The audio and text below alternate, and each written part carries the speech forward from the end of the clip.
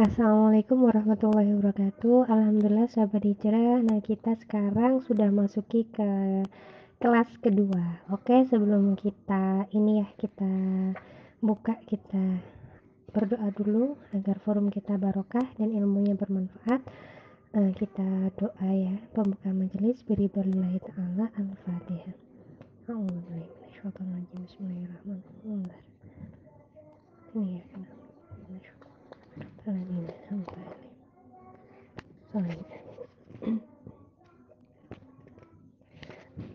Ya, alhamdulillahirrahmanirrahim. Assalatu wassalamu ala asrofil anbiya wal mursalin Sayyidina Muhammadin wa ala alihi wa ashabihi ajma'in, amma ba'du. Alhamdulillah, insyaallah untuk untuk ini ya, untuk pelajaran kedua kita akan membahas tentang hidup adalah pilihan.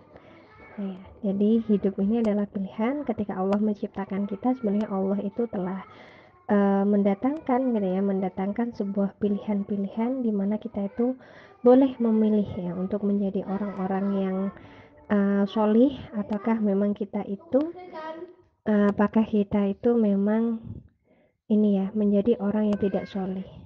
Nah, terus kemudian dari sinilah nanti akhirnya pilihan hidup kita ya di masa ini, maksudnya di dunia ini, itu sebenarnya merupakan pilihan kita di akhirat. Kenapa? Karena konsekuensi pilihan itu akan menjatuhkan kita ke surga dan neraka. Jadi jangan sampai salah pilih sahabat hijrah. Ketika kita ingin memilih sesuatu, pilihlah yang bisa mengantarkan kita untuk masuk ke surga. Iya, ibu-ibu, ini ya sahabat hijrah yang dirahmati Allah, ketika kita berbicara masalah pilihan kehidupan, nah ternyata ibaratnya kita itu sedang berjalan di sebuah cabang gitu ya. Ketika kita fokus sama tujuan kita, misalnya kita itu mau ke Surabaya, pasti kan banyak jalan menuju Surabaya. Tapi mana sih jalan yang paling cepat dan jalan yang paling tepat? Itulah yang sebenarnya yang harus kita pilih gitu ya. Agar apa? Agar kita bisa segera sampai dengan selamat dan sampai pada tujuan yang tepat. Nah, sama seperti kita hidup, kita itu harus punya tujuan dulu sebelum kita memilih pilihan-pilihan yang akan mengantarkan kita kepada tujuan itu. Nah, kembali lagi sebenarnya tujuan dari kaum muslimin diciptakan itu seperti di dalam Quran surat Az-Zariyat 56 ya. yang artinya dan tidaklah Allah menciptakan gitu ya jin dan manusia melainkan untuk beribadah kepadaku. Nah, ini adalah tujuan penciptaan manusia. Nah, tujuan penciptaan manusia ini adalah untuk beribadah kepada Allah. Ibadah sendiri itu adalah berarti menjalankan perintahnya dan menjauhi larangannya. Ini ya, jadi kita harus tahu dulu tujuannya. Nah, tujuan hidup kita itu apa? Nah, ini harus disamakan. Ketika kita sudah punya tujuan, maka kita butuh berpikir bagaimana misi yang harus kita jalankan agar tujuan itu tercapai. Dan goalnya ketika kita itu nanti benar-benar bisa beribadah kepada Allah, berarti goalnya adalah rewardnya itu adalah surga. Nah, kita kan akan ke sana gitu ya. Jadi pilihan hidup kita adalah pilihan hidup yang fokus pada tujuan gitu ya, tujuan penciptaan, dan yang akhirnya akan bisa memasukkan kita ke dalam surga. Nah, ternyata selain Allah memang menciptakan sebuah ujian gitu ya, sebagaimana di dalam Quran surat Al-Mulk ya ayat 2, ternyata di balik ujian itu gitu ya. Ini ya saya bacakan artinya ya. Di sini ya, yang menciptakan mati dan hidup untuk menguji kamu, siapa di antara kamu yang lebih baik amalnya, dan Dia Maha Perkasa, Maha Pengampun. Nah, ini.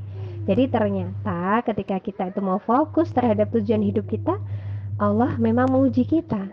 Kenapa Allah itu menguji kita? Agar Allah itu menemukan siapa sih yang paling baik di antara kita. Siapa sih yang terbaik di antara kita yang memang layak untuk mendapatkan surga yang seluas langit dan bumi.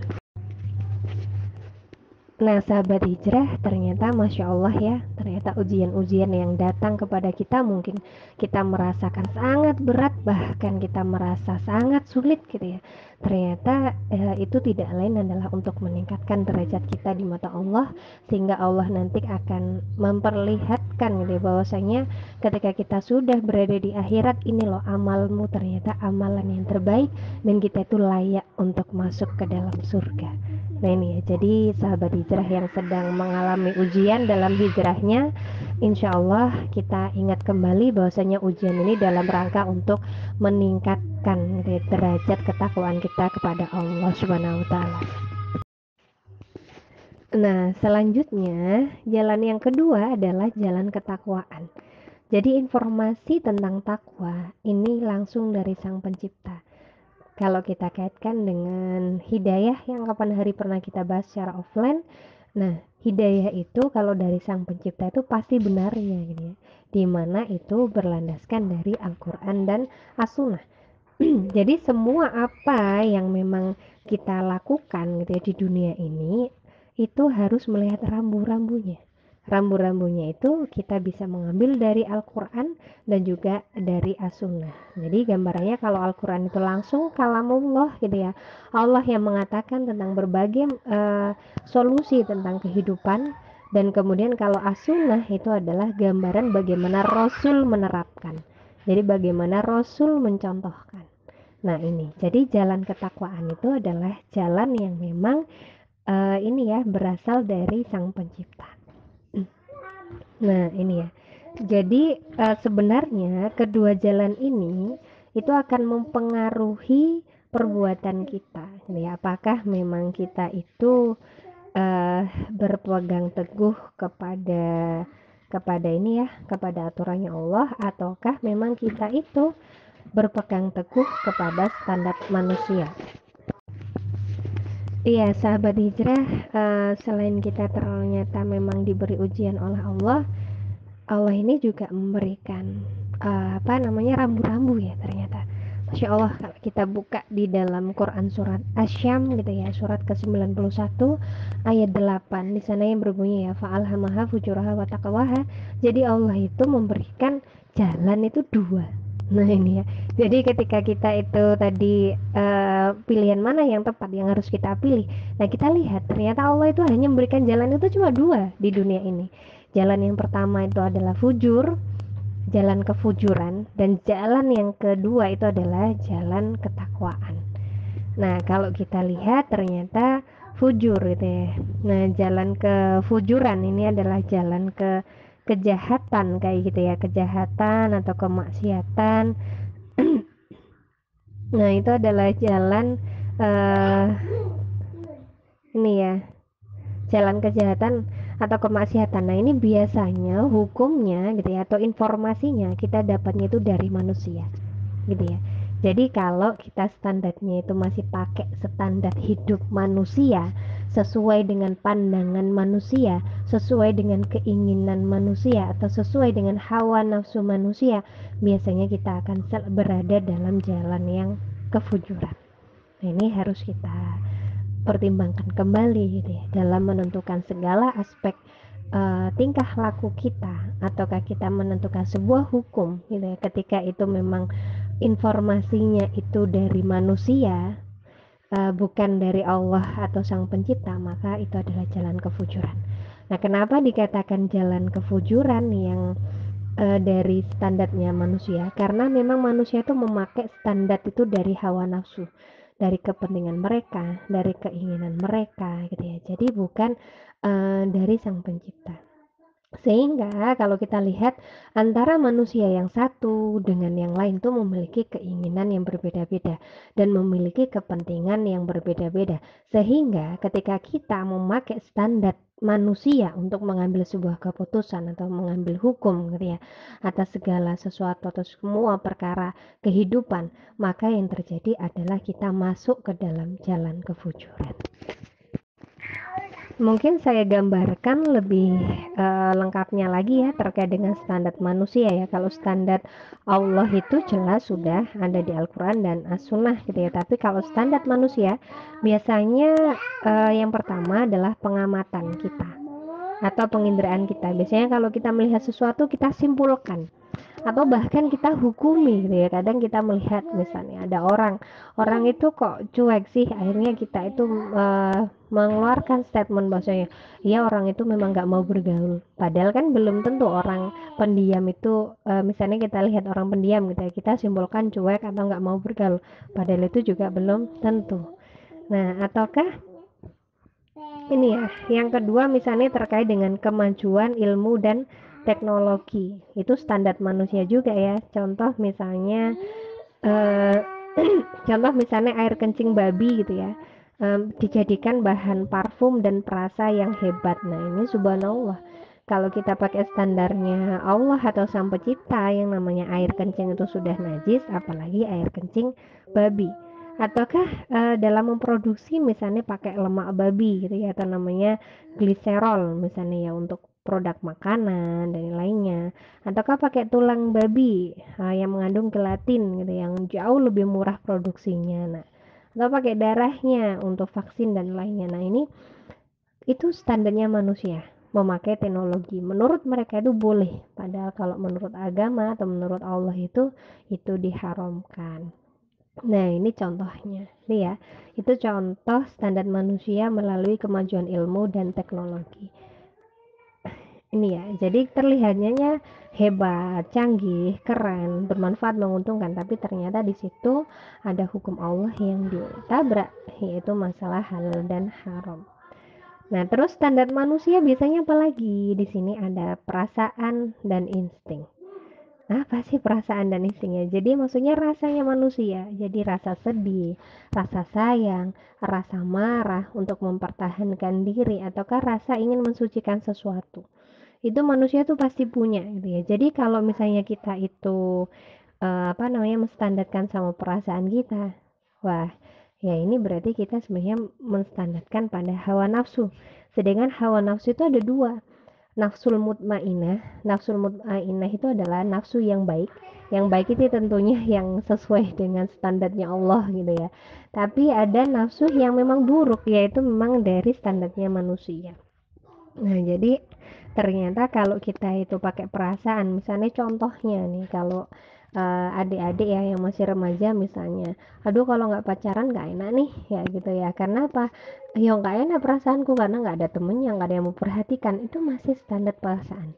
Padahal kalau kita tahu wala taqrabuz zina gitu ya. Jadi digambarkan di situ dan janganlah kamu mendekati zina. Pacaran merupakan jalan untuk mendekati zina.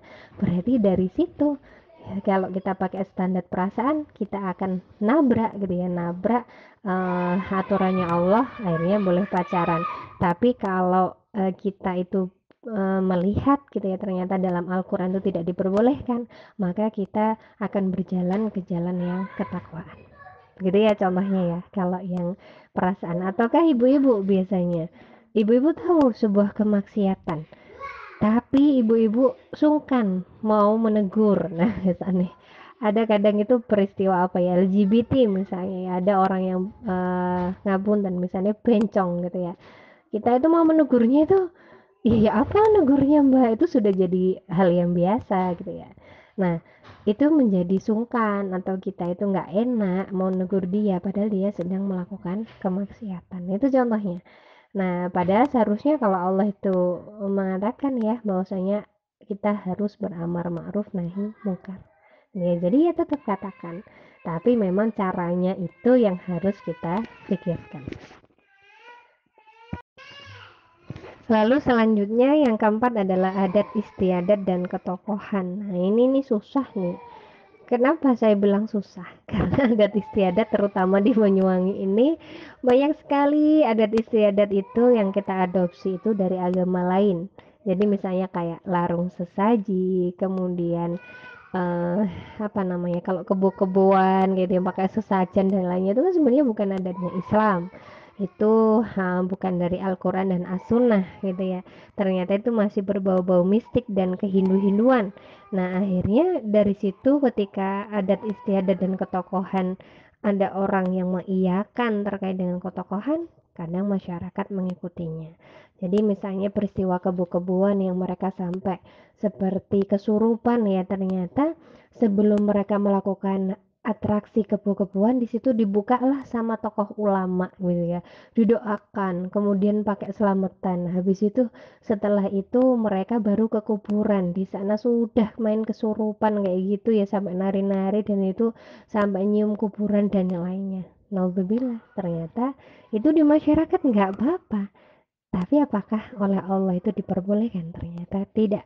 Ya, kenapa tidak diperbolehkan? Karena memang di sini ada peringatan ya dari Allah di dalam Quran surat Al-Baqarah ayat 170 ini ya. Dan apabila dikatakan kepada mereka, ikutilah apa yang telah diturunkan Allah, mereka menjawab tidak.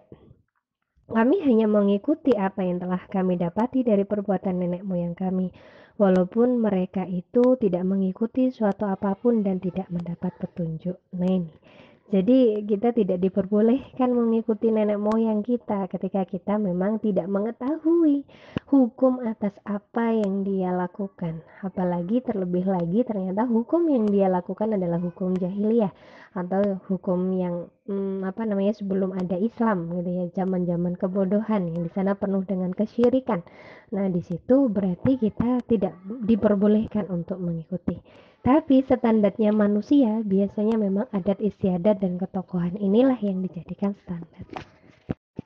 Atau mungkin yang terakhir ya terkait dengan ini ya standar manusia yang akhirnya mengantarkan kita kepada kefujuran adalah pendapat kebanyakan orang. Nah, ini pendapat kebanyakan orang. Jadi, kalau orang itu sudah mengatakan benar walaupun itu di Al-Qur'an itu salah gitu ya. Orang itu akan melakukan. Kenapa? Karena biasanya kebanyakan banyak orang yang menyuarakan dengan satu orang yang menyuarakan kebenaran.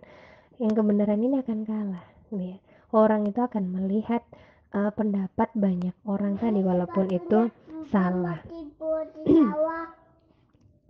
Nah, itu ya, itu gambarannya. Jadi di sini di Quran surat Al-An'am ayat 116, dan jika kamu menuruti kebanyakan orang-orang yang di muka bumi ini, niscaya mereka akan menyesatkanmu dari jalan Allah. Mereka tidak lain hanya mengikuti persangkaan belaka, dan mereka tidak lain hanyalah berdusta terhadap Allah Subhanahu wa taala. Nah ini. Jadi pendapat kebanyakan orang ternyata itu juga bisa menyesatkan kita ya, ketika itu hanya berupa prasangka saja dan itu memang tidak sesuai dengan syariatnya Allah. Gitu ya. Bahkan kalau di Quran surat An-Nisa ya, dan demi Ropo mereka hakikatnya tidak beriman. Nah ini ya, dikatakan tidak beriman hingga mereka menjadikan kamu Muhammad sebagai siapa? Hakim terhadap perkara yang mereka perselisihkan. Kemudian mereka tidak merasa dalam hati mereka suatu keberatan terhadap putusan yang kamu berikan, dan mereka menerima dengan sepenuhnya. Nah ini ternyata pendapat kebanyakan orang ketika itu tidak disandatkan atau distandarkan kepada Al-Quran dan As-Sunnah dan menjadikan Rasul atas hakim atas setiap perkara yang kita perselisihkan, ternyata di situ digambarkan bahwasanya kita itu dikatakan tidak beriman. Subhanallah ya. Walaupun mungkin kalau secara tafsir itu digambarkan keimanan kita nggak sempurna gitu ya, bukan berarti kita kafir, tapi keimanan kita itu tidak sempurna. Nah, bagaimana kita bisa fokus kepada tujuan atau ibadah kita ketika kita masih memakai standar-standar manusia ini tadi gitu ya, sehingga agar kita benar-benar mendapatkan surganya Allah, benar-benar mendapatkan ridhonya Allah, benar-benar menjadi orang-orang yang terbaik di mata Allah, tinggi derajatnya di mata Allah, maka pilihlah jalan ketakwaan. Demikian pembahasan kita terkait dengan hidup adalah pilihan. Jadi apapun pilihan kita, sesungguhnya Allah akan memintai pertanggungjawaban, dan pilihan hidup kita saat ini akan menentukan pilihan yang tepat ketika kita di akhirat. Jika kita ingin masuk surga, maka pilihlah jalan ketakwaan. Jika kita ingin masuk neraka, maka pilihlah jalan kefujuran. Selamat memilih hidup, semoga kita selalu istiqomah dalam jalan yang benar. Wallahu a'lam bishawab.